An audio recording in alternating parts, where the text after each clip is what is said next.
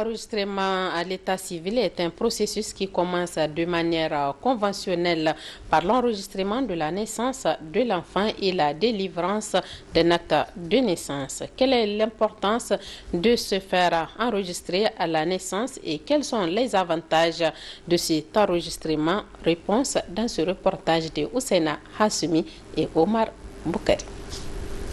L'enregistrement des naissances des enfants est un droit humain qui constitue une base pour leur inclusion sociale et leur identité juridique. Avoir son acte de naissance, c'est un droit civique qui est reconnu à chaque citoyen. Une immatriculation qui permet à l'individu de montrer un numéro qui l'identifie pour lui attribuer un pays d'appartenance. Parce que de nos jours, tout se passe dans ce sens où on attribue des numéros à des gens. Tout le monde est immatriculé. Que l'enfant soit migrant ou réfugié, la loi oblige ses parents à l'enregistrer comme les enfants du pays d'accueil. C'est un acte essentiel pour la protection de l'enfant, condition sine qua non de son bien-être, car il lui assure une reconnaissance légale et lui facilite l'accès à plusieurs services. Avec son acte de naissance, on peut lui établir un certificat de nationalité et au nom duquel il est citoyen. Ça lui permettra d'établir une carte d'identité qui lui donnera accès à certains services privés tels que les banques, ouvrir un compte, voyager aussi avec un passeport, droit de voter, parce qu'il peut être recensé dans le registre électoral du pays, dans le fichier électoral, pour disposer de sa carte d'électeur et exercer ses droits civiques.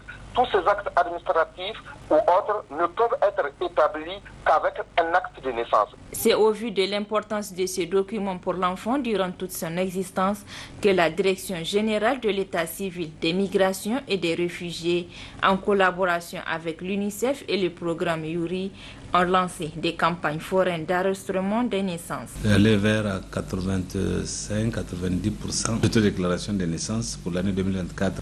Notre objectif est de 2 200 000 actes, toujours pendant cette période. Toutes choses en tout cas qui vont nous permettre d'aller vers cet objectif de 85 à 90%.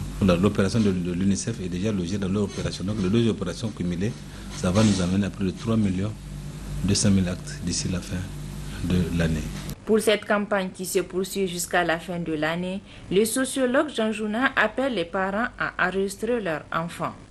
Donc les parents doivent savoir que l'enfant qui n'a pas été enregistré dans le registre civil de sa commune, de son pays, c'est comme quelqu'un qui n'existe pas en réalité dans le fichier de son pays.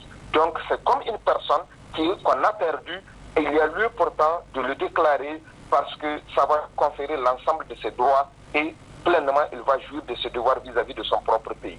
Réaliser ces droits de chaque enfant d'être enregistré à la naissance et en conformité avec les objectifs de développement durable ODD. L'État du Niger et l'UNICEF entendent tenir cet engagement afin de garantir une identité juridique à chaque enfant à l'horizon 2030.